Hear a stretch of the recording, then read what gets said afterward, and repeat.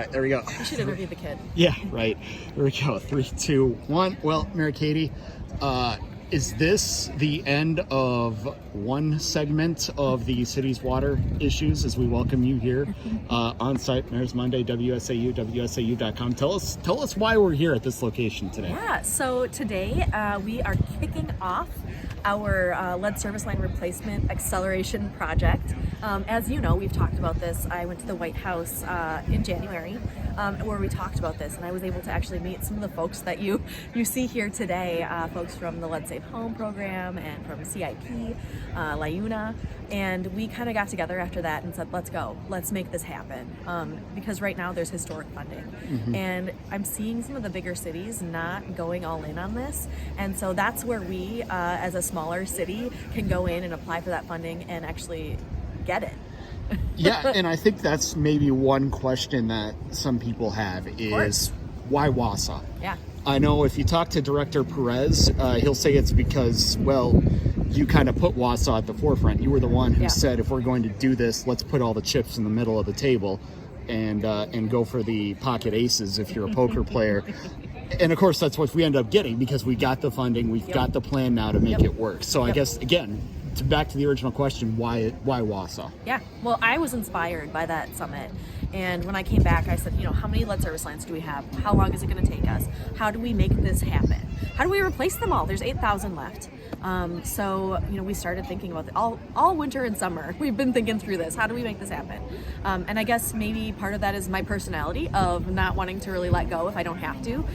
So that's what we're doing here. We're replacing them all. The funding came through. You saw that we got more than $5 million through the state program that was funded by bipartisan infrastructure. So that's what we're doing. Next year we anticipate replacing 500 at least. Now if it's cheaper to replace those lines, we'll reinvest it into the program and do more. Yeah, and again, the great thing for the homeowners is, and you see it on the sign over there by the digger, is this is coming at absolutely no cost to the homeowners, because I think that was obviously question 1B for many people. Yeah. How much do I have to pay now? Yes. Is a unexpected $3,000, $5,000, $7,000 bill going to show up at my house? Yeah, nope, it's not. And so we're still analyzing, what the bipartisan infrastructure law is. I think you've probably looked at it. It's hundreds and hundreds of pages. But what we understand it to say is that we can't directly charge a homeowner if we're going to do this. And this is the first time in history we've been able to use those funds on private side. Usually it's just the public side. So this is a big deal for that. And we want to make sure that it's already, you can see it's a huge hole. It's a very big inconvenience. So we want to make sure that people are interested in participating and that they do it. So, this took a little bit longer because we're showing everybody, but it should take, 4 hours, 8 hours to replace one line. Yeah, and then once it's done, it's done. We're done. And as many people would say, then the water that comes through your tap in your house is absolutely clear and ready to go. It's good. So one of the things we're doing, and in the past we used to give homeowners these Brita pitchers to filter out any excess lead remnants that maybe, but in this house and in our future houses, we're installing filters right at the source. So they don't even have to worry about that. It's collecting it. It'll be good for a whole year. And then once that year is up, we just bypass it because the water's great. Yeah. And that leads us to the next water issue, which is PFAS. Yep. Where are we at on PFAS? Yeah, so right now our resin has been replaced. It took about 6 weeks to replace. So now we're back down to non-detect levels, which is great. And we're gonna probably bounce around a little bit as we get into the finishing of that construction. If you were to go to the drinking water treatment facility right now, you'd see them working on the vessels and the walls. So that's under construction. We had hoped to accelerate it and get it done by the middle of next year, but it's looking like it's going to take a little bit longer just because of time and the contractor's time, and also some of the supplies that we need. So we're looking at maybe end of summer, early fall-ish. So. Yeah, and also a timeline that you're accelerating, or looking to accelerate as well, because that will actually save the city money in the long run. Yeah, so every time we replace that resin that sucks out all the PFAS, it costs about $1.1 million. So we would like to not have to do that again. We just did it, although we have budgeted. If we have to do it again, we will.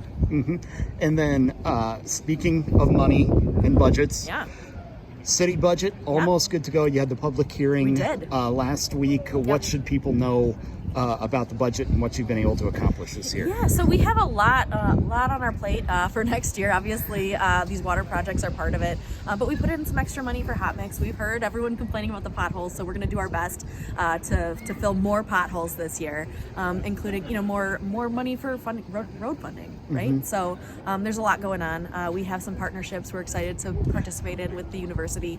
So there's some good stuff. You're probably going to hear a little banter back and forth about some of the positions that were funded. So you heard it during our council meeting on Tuesday. People are concerned about a process, and that's something that we're working through. Yeah, and no doubt. And again, funding for positions and people is always tricky because that's not a one-year deal. It might be a little more expensive in the first year for onboarding and things like that, but then it becomes an ongoing expense, and that's part of what has to get balanced in the city budget. Yeah, exactly. So we call that, the cost to continue then after we're done that first year. So we do worry about that. This last year, our cost to continue was $2 million, which is a lot.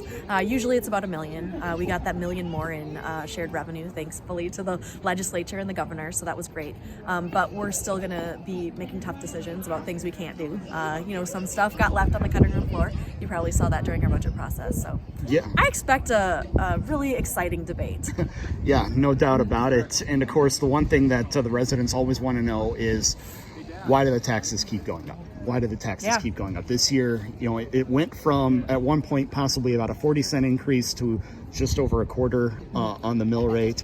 So I guess, can you speak to that a little bit about the effort to try and get that down as much as possible, or even keeping things flat for a year or two? Yeah, so when we're budgeting, I don't really know how to handle some of these extra requests that departments might have. It's needs we're discovering. So that was part of it, was when you're concluding all of the supplementals, is what we call them. We said no to a lot of those, right? And same with CIP, we said no to a bunch of them. So the cost to continue, though, it's because prices are going up. There's inflation. It affects us too. Health insurance. We were looking at a crazy health insurance increase premium. So luckily we got her down to 5%, so that's great. But yeah, just the cost of everything is more right now, and I think everyone who lives here knows that. Yeah, and hopefully one thing that won't be all that great this year is the cost to do the streets. We're hoping we won't get a snowy winter, but I'm sure that's something that's on your radar as well. Every week we go without having to deploy the plows and use salt and all of that is a week that saves us a lot of money. So we'll be there when you need us, but we're glad to be able to save a little bit here. And I know that's another thing as far as the people infrastructure, that's always been on your mind as well too, is making sure you have enough of those positions for those drivers that can be ready to go at a moment's notice to start crisscrossing the town. Yeah, the the city. snow doesn't fall on our schedule, unfortunately, so we got to call people in when it does. Yeah. And how's that situation looking? Do you have enough people this year to drive the plows? Yeah, we're good. We did have a request for another driver, and I think we funded the equipment, but we'll be talking next year again about making sure we have the right number of people to do the job. One more thing before we let you go. The neighborhood that we are standing in right here, I know this neighborhood well. It's actually my neighborhood. Hey, welcome home. But there's a big project that we're looking at down the road in this neighborhood, and that's the new DPW garage. Where are we at on that effort? Yeah, so it's still kind of being kicked around at CISM. We had negotiated a closing price on that property. It was a lot, so we said, hey, actually maybe you would charge us less. So we're still working through that process. We're still working through, it's a really expensive project, so we want to make sure we select it at the right time, and we're able to not affect that rate that we have. So it's still in the works, but we're not quite there yet. And that kind of goes hand in hand with another big infrastructure project the city might be undertaking, and that's a new fire station 1. I know there's a lot of discussion about that at this point. Tell us where we are in that. Yeah, so at council on Tuesday, folks agreed to purchase the land, that Floral Avenue strip right next to the central station. So that's where we're at. Closing, I think, is on the 15th, so we'll get that done. And then we're going to sit on it for a little bit. We're not ready to build another fire station just yet. Obviously, we just built the $4 million fire station in Station 2. So yes. We're not quite there yet, but we want to make sure we have the property settled. And that's another thing that I know is going to be part of this discussion is what does the city's debt service look like? When will it be appropriate for the city to take this on without, as we mentioned before, putting that back on the tax levy and on the back of the taxpayers at a time when rates are continuing to go up. Yeah, so that's a discussion we're continuing to have at the finance committee level and the city level. We are talking about closing TID 6. We don't, that would help open up some opportunity for us. So, there's a lot of discussion that still needs to take place. So that's not a project that we could expect to see dirt turning on anytime soon by any means. No, I don't think so. We're really excited, but yeah, we got to wait a little bit. Yeah, indeed. And of course, we're really excited again for what's going on here in the city. Again, what we've got behind you here, the first lead service line for the project getting replaced. Before we let you go, is there going to be a map, say, online anytime soon so the residents know when they're going to be up next or on deck for this project? So I don't know about a map. We are currently working on communicating with the neighborhoods that we're going to be reconstructing their streets so that we can do it all at the same time. So if you're in one of those targeted neighborhoods, and they tend to be kind of the LMI neighborhoods, right? So we'll be knocking on your door. We'll be giving you flyers. We'll be making sure we get in touch with you. So, and if you're interested, you can always call the water department and see where we're at. All right, awesome. Perfect. Well, we always appreciate the time. We'll look forward to chatting again next month. Thank you.